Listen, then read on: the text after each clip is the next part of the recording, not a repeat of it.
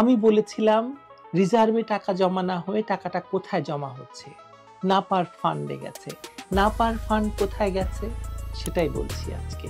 ২০২৪ সালে এই ১২ মাস সুইস ব্যাংকে বাংলাদেশিদের আমানত বেড়েছে প্রায় ২৩ থেকে ৩৩ গুণ। এতে ব্যাংকটিতে আমানত বেড়ে দাঁড়িয়েছে প্রায় ৮,৫০০ কোটি টাকা। ১৯শে জুলাই এ তথ্য জানিয়েছে সুইস ব্যাংক। অনেকেই মন্তব্য করেছেন ডক্টর ইউনূসের সরকার বিগত সরকারের ঋণ পরিশোধ করেছে, তাই রিজার্ভের টাকা জমেনি। তবে এটা কতিপয় ভুল বোঝানোর মতো ব্যাপার। শেখ হাসিনার আমলে কি ঋণ পরিশোধ হয়নি? কখনো ডিফল্টার হতে দেখেছেন? শেখ হাসিনার আমলে বরং বাংলাদেশ কখনো দেনাদেনির কারণে জাতীয় ডিফল্টে যায়। সরকার সময় মতো ঋণ পরিশোধ করেছে এবং টেকসই অর্থনীতির সক্ষমতা দেখিয়েছে, উন্নয়ন করেছে, পদ্মা সেতু করেছে, অনেক কিছু করেছে যেগুলো গতকাল বলেছি। ফলে রিজার্ভ কমার কারণ ঋণ পরিশোধ, এই যুক্তি হাস্যকর এবং ভিত্তিহীন।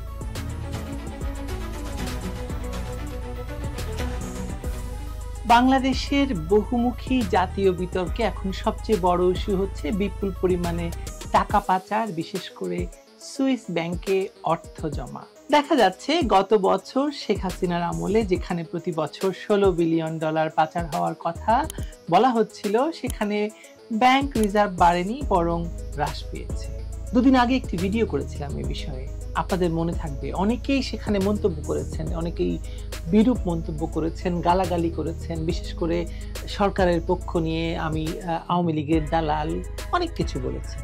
অথচ এখন কি জানানো হচ্ছে জানেন? ২০২৪-২৫ সালে সুইস ব্যাংকে বাংলাদেশিদের জমা হওয়া অর্থ বেড়েছে ২৩ থেকে ৩৩ গুণ, যা ২০২৩ সালে ছিল ১৭ থেকে ২৬ মিলিয়ন সুইস ফ্রা, আর ২০২৪ সাল শেষে প্রায় ৫৯৮ মিলিয়ন ফ্রা, যা কিনা ৮,৯৩২ কোটি হয়েছে এখন, মানে টাকায়। এই তথ্য একরকম স্বীকার করছে যে টাকা দেশে নেই, চলে গেছে সুইস ব্যাংকে। বিশেষ করে এটি প্রতি বছর ১২ থেকে ১৪ বিলিয়ন ডলারের সমতুল্য রিজার্ভে না গিয়ে বেরিয়ে যাওয়ার প্রমাণ বহন করছে। অনেকেই মন্তব্য করেছেন ডক্টর ইউনূসের সরকার বিগত সরকারের ঋণ পরিশোধ করেছে, তাই রিজার্ভের টাকা জমেনি। তবে এটা কতিপয় ভুল বোঝানোর মতো ব্যাপার। শেখ হাসিনার আমলে কি ঋণ পরিশোধ হয়নি? কখনো ডিফল্টার হতে দেখেছেন? শেখ হাসিনার আমলে বরং বাংলাদেশ কখনো দেনাদেনির কারণে জাতীয় ডিফল্টে যায়নি। সরকার সময় মতো ঋণ পরিশোধ করেছে এবং টেকসই অর্থনীতির সক্ষমতা দেখিয়েছে, উন্নয়ন করেছে, পদ্মা সেতু করেছে, অনেক কিছু করেছে যেগুলো গতকাল বলেছি। আসলে এই ভিডিওটা আমি করতাম না। এই ভিডিওটা এই কারণে করছি যে আমি বলেছিলাম রিজার্ভে টাকা জমা না হয়ে টাকাটা কোথায় জমা হচ্ছে? নাপার ফান্ডে গেছে। নাপার ফান্ড কোথায় গেছে? সেটাই বলছি আজকে। ফলে রিজার্ভ কমার কারণ ঋণ পরিশোধ, এই যুক্তি হাস্যকর এবং ভিত্তিহীন।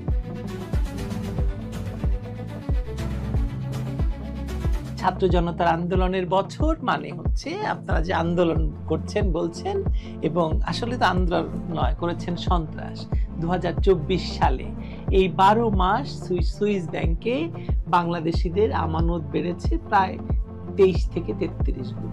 এতে ব্যাংকটিতে আমানত বেড়ে দাঁড়িয়েছে প্রায় ৮,৫০০ কোটি টাকা। ১৯শে জুলাই এ তথ্য জানিয়েছে সুইস ব্যাংক। প্রকাশিত পরিসংখ্যান অনুযায়ী ২০২৪ সাল শেষে সুইজারল্যান্ডের বিভিন্ন ব্যাংকের কাছে বাংলাদেশের নামে পাওনা রয়েছে ৫৯ কোটি ৮২ লাখ সুইস ফ্রা বাংলাদেশি মুদ্রা, যার পরিমাণ হচ্ছে, যদি ১৫০ টাকা করে প্রতি ফ্রা ধরি, যার পরিমাণ ৮,৯৭২ কোটি টাকা। ২০২৩ সালে যার পরিমাণ ছিল মাত্র ২ কোটি ৬৪ লাখ ফ্রা, এখনকার বিনিময়ে হার ধরলে যার পরিমাণ ছিল কত? ৩৯৬ কোটি টাকা। এক বছরের ব্যবধানে সুইস ব্যাংকে বাংলাদেশের নামে থাকা অর্থের পরিমাণ বেড়েছে প্রায় ২৩ গুণ। ২০২২ সাল শেষে বাংলাদেশের কাছে সুইজারল্যান্ডের দায় ছিল ৫ কোটি ৮৪ লাখ সুইস ফ্রা, প্রায় ৮৭৬ কোটি টাকা। তার মানে পেছনেও যদি যান, এত পরিমাণ টাকা এক বছরে জমা হয়নি। প্রশ্ন আসে না, তাহলে এক বছরে এত পরিমাণ টাকা কারা জমা করলো? মজার ব্যাপার কি জানেন, এই টাকা কিভাবে পাচার হয়েছে? সরাসরি ব্যাংকিং চ্যানেলে হয়েছে এই টাকা পাচার। নানা তথ্য প্রমাণ থেকে জানা যায় যে বাংলাদেশ থেকে এই পাচারের প্রধান উৎস ছিল ব্যাংকিং চ্যানেল। ব্যাংকিং আইনি কাঠামো বা আন্তর্জাতিক বাণিজ্যের নাম করে ইলিগ্যাল ট্রান্সফার হয়েছে এই বিপুল পরিমাণে অর্থ। রিপোর্ট বলছে সুইজারল্যান্ডের ব্যাংকে থাকা অর্থের একটি অংশ পাচার করা সম্পদ হতে পারে বলে ধারণা করা হচ্ছে, তবে এ বিষয়ে নিশ্চিতভাবে কোনো তথ্য পাওয়া যায়নি। মানে রিপোর্ট বলছে আর কি। কয়েক বছর ধরে সুইজারল্যান্ড বার্ষিক ব্যাংকিং পরিসংখ্যান প্রকাশ করছে।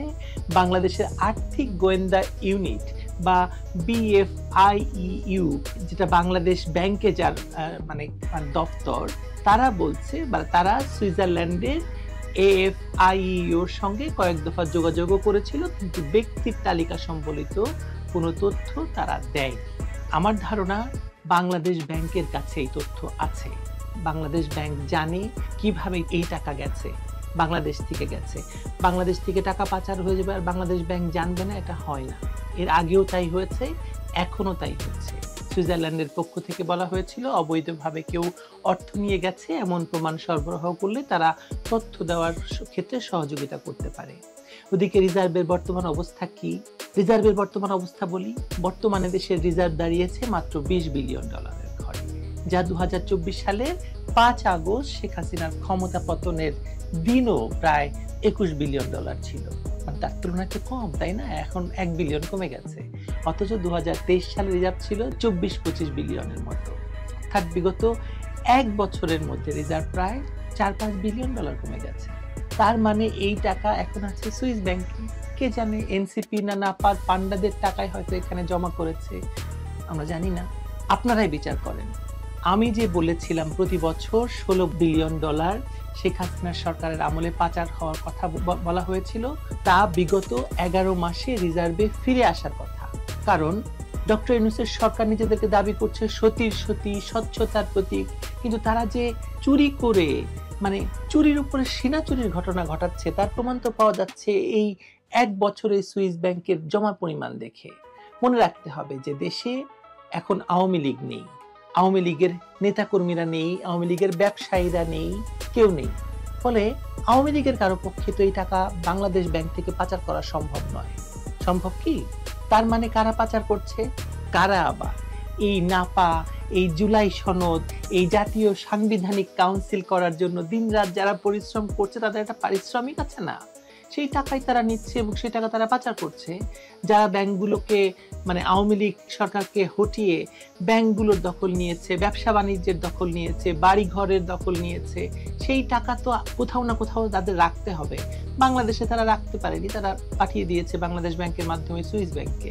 তার মানে যাহা বলি তাহা সত্য বলি, এটা বোঝানোর জন্যই, এটা আপনাদের কাছে প্রমাণ করার জন্যই আজকের ভিডিওটি করলাম। ভালো থাকবেন, খোঁজ নিন, না পায় আপনাদের কেউ আছে কিনা, তার টাকা কোথায় আছে।